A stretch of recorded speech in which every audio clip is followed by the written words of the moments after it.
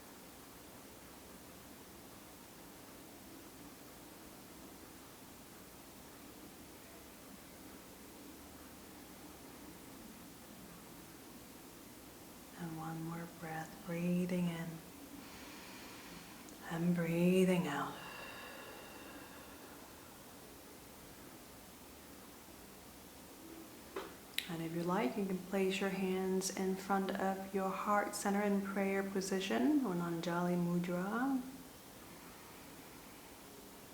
Take a deep breath in, exhale, just take a bow. Thank you for Ganesha for grounding us and removing obstacles in our lives.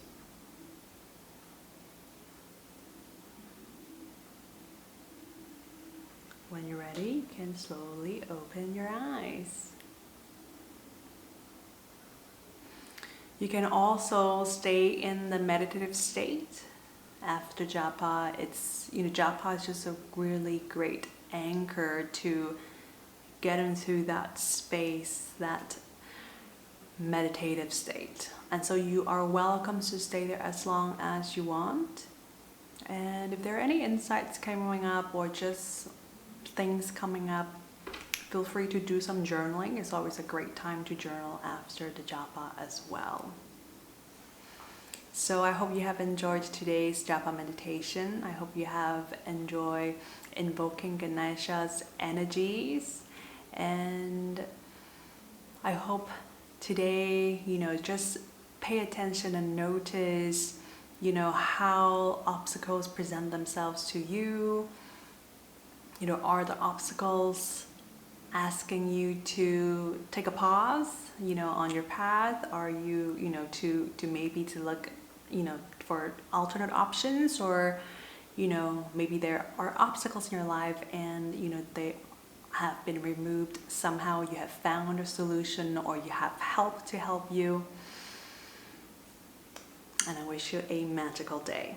Thank you and see you in my next video. Bye.